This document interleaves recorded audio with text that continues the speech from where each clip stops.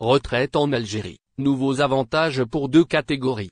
En Algérie, la question de la retraite continue d'alimenter les débats au sein des institutions législatives. Un nouveau projet de loi, actuellement à l'étude à l'Assemblée populaire nationale, propose des modifications importantes susceptibles de concerner plusieurs corps de métier, avec en ligne de mire les conseillers en éducation et les femmes fonctionnaires. Dans son rapport préliminaire, la Commission de la Santé, des Affaires sociales et du Travail a avancé deux propositions qui pourraient redessiner certains contours du système de retraite en Algérie si elles venaient à être adoptées. La première proposition concerne l'intégration du corps des conseillers en éducation parmi les bénéficiaires des avantages spécifiques liés à la retraite. Cette mesure, soutenue par plusieurs membres de la Commission, vise à reconnaître le rôle à la fois administratif et éducatif de ces fonctionnaires, souvent placés au cœur du fonctionnement des établissements scolaires. En Algérie, la retraite constitue un enjeu de reconnaissance professionnelle, et pour les députés,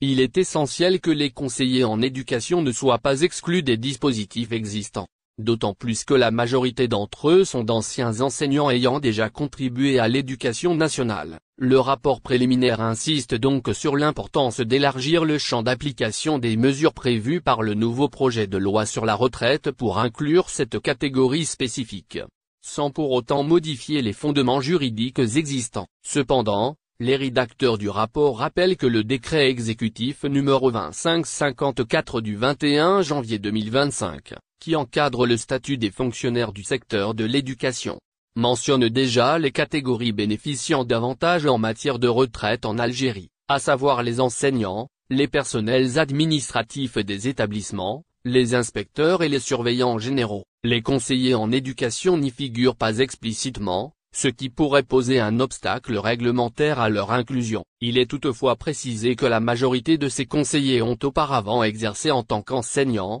ce qui leur aurait permis de bénéficier des mesures de retraite déjà en vigueur. Le débat reste donc ouvert sur l'opportunité de leur accorder un accès distinct et direct au nouveau dispositif proposé.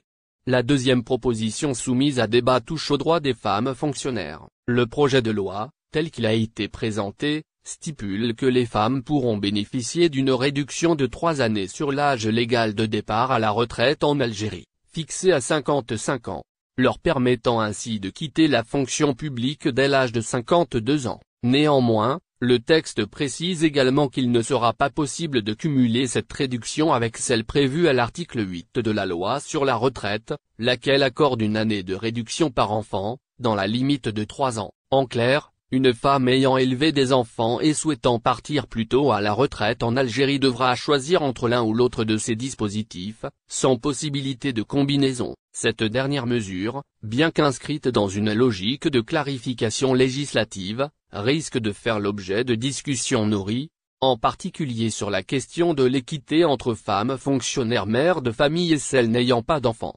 Le rapport préliminaire annonce d'ores et déjà un débat élargi lors de la séance plénière